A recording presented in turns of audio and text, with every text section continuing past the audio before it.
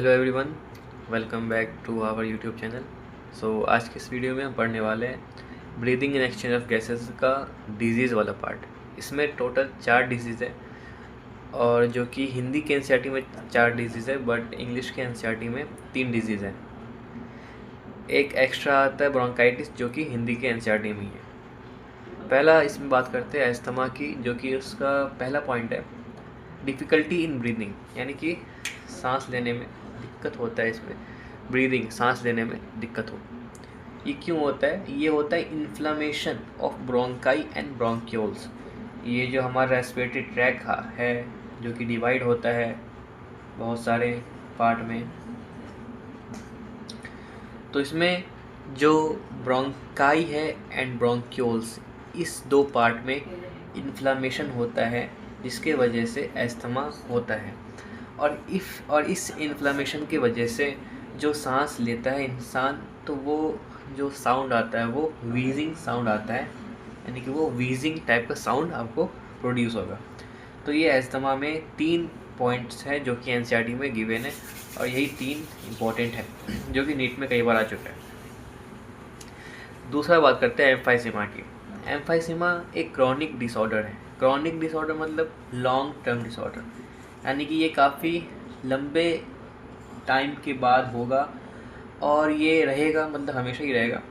तो इसमें क्या होता है, ये मेनली सिगरेट स्मोकिंग से, जैसे कि कोई भी इंसान अगर सिगरेट स्मोक कर रहा है तो उसके लंग्स में जो उसका एल्विलाई है, जो उसका एल्विलाई है, उसका क्या होगा, रेस्पिरेटरी सरफेस डिक्रीज़ हो जाएगा। क्यों होगा? क्योंकि एल्विलाई का वॉल डैमेज होता है। तो ये एल्विलाई है, मान लीजिए कि एम्फाइसीमा की बात कर रहे हैं। एम्फाइसीमा एक क्रोनिक डिसऑर्डर है जो कि लॉन्ग टर्म में हार्मफुल है। तो इसका काउज है सिगरेट स्मोकिंग। तो एक बात है यहाँ पर, देखिए एल्विलाई है, तो ये एल्विलाई का वॉल है, ठीक है।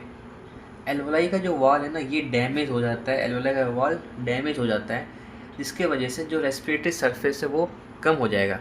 रेस्पिरेटरी सरफेस कम होगा तो आपको काफ़ी प्रॉब्लम होगी एम्फाइसीमा में, जो कि सिगरेट स्मोकिंग काफ़ी एनसीईआरटी में काफ़ी इंपॉर्टेंट है और इस बार नीट में भी आ चुका है, ठीक है। थर्ड बात करते हैं ऑक्यूपेशनल रेस्पिरेटरी डिसऑर्डर की।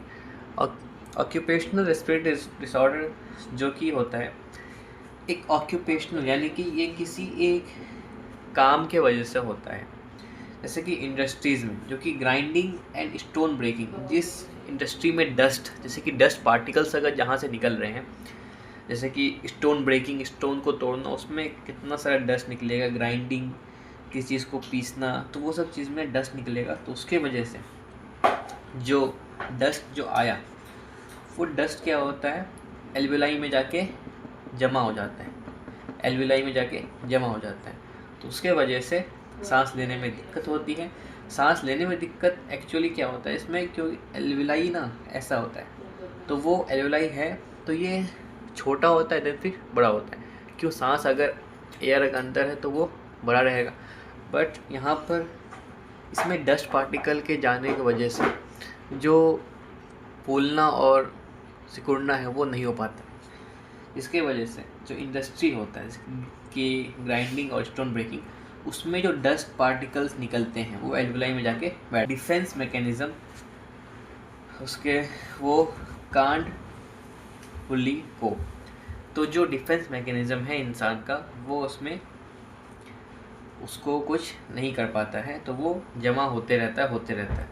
उसके वजह से लॉन्ग एक्सपोजर इन्फ्लामेशन हो जाता है। इन्फ्लामेशन हो जाता है, जैसे कि ज़्यादा अगर हो डस्ट, तो उसकी वजह से इन्फ्लामेशन हो जाता है, जो कि फाइब्रोसिस एक डिजीज़ है जो कि उसकी वजह से हो जाता है। फाइब्रोसिस में क्या होता है, प्रोलिफरेशन ऑफ फाइब्रस टिश्यू।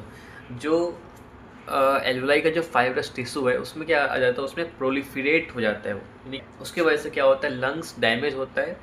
जो कि वर्कर्स होते हैं वो प्रोटेक्टिव मास्क वो वेयर करते हैं, ठीक है।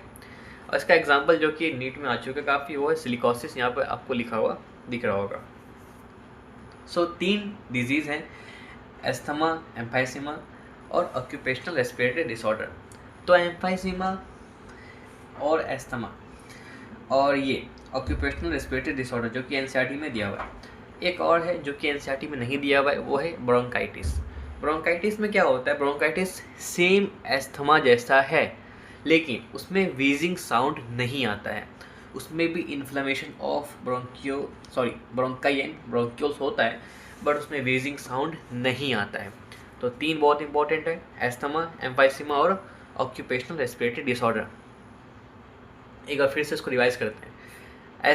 एस्थमा में क्या होता है, सांस लेने में तकलीफ होती है, डिफ़िकल्टी इन ब्रीदिंग होता है। उसमें ब्रोंकाई और ब्रोंक्यूल्स का इन्फ्लेमेशन हो जाता है। और थर्ड, इसमें वीजिंग साउंड आता है। सेकेंड बात करते हैं ब्रोंकाइटिस की, जो कि सेम एस्थमा जैसा ही है, बट इसमें क्या होता है, वीजिंग साउंड नहीं आता है। थर्ड एम्फाइसीमा एक क्रोनिक डिसऑर्डर है। क्रोनिक डिसऑर्डर यानी कि काफ़ी लंबे समय के बाद होगा, बट ये काफ़ी डेंजरस है, लॉन्ग टर्म। इसमें क्या होता है, एल्वेलाई का वॉल डैमेज हो जाता है। एल्वेलाई का जो वॉल है वो डैमेज हो जाता है, और इसका रेस्पिरेटरी सरफेस डिक्रीज होता है, जो कि इसका मेन काउज है सिगरेट स्मोकिंग। थर्ड बात करते हैं ऑक्यूपेशनल रेस्पिरेटरी डिसऑर्डर, जो कि उन वर्कर्स में ज़्यादा होता है जो कि इंडस्ट्री में ऐसे इंडस्ट्री जिसमें ग्राइंडिंग, स्टोन ब्रेकिंग होता है, उसका डस्ट एल्वेलाई में जाके जमा हो जाता है, जिसकी वजह से उसको दिक्कत होता है। डिफेंस मैकेनिज्म, ये सब एनसीईआरटी में जो लाइन है वो मैंने लिखा है। Defence mechanism, can't fully cope, long exposure, inflammation, chlorosis and proliferation of fibrous tissue. Lungs damage हो जाता है, वर्कर्स जो है वो प्रोटेक्टिव मास्क वो पहनते हैं, इसका एग्जांपल सिलिकोसिस है। डिफेंस मैकेनिज्म कांट फुली कोप, ठीक है, डिफेंस मैकेनिज्म काम नहीं कर पाता है उस तरीके से। लॉन्ग एक्सपोजर, अगर ज़्यादा लॉन्ग एक्सपोजर मतलब क्या, ये डस्ट से ज़्यादा एक्सपोजर, देन इन्फ्लामेशन मतलब फूल जाना, इन्फ्लामेशन हो जाता है, उसकी वजह से फाइब्रोसिस होता है, ठीक है। देन वो प्रोलिफरेशन ऑफ फाइब्रस टिश्यू होता है। देन लंग्स जो कि उनका जो लंग्स है वो डैमेज हो जाता है। तो इस वीडियो में मैंने बताया आपको breathing and exchange of gases का 4 डिजीज़। नेक्स्ट वीडियो में आपको ह्यूमन फिजियोलॉजी के जो 4 चैप्टर है, 4 या 5 चैप्टर हैं जो भी है, उनका आपको डिजीज़ मिलेगा पूरा। और ये उसका पहला वीडियो था जो कि breathing and exchange of gases का डिजीज़ था। ये जो मैं वीडियो बना रहा हूँ ये काफ़ी दिन के बाद बना रहा हूँ, सो इसलिए थोड़ा सा अगर इसमें गलती वगैरह हो तो उसके लिए सॉरी, ठीक है। सो आज के लिए बस इतना ही, मिलते हैं नेक्स्ट वीडियो में नए टॉपिक के साथ। बाय।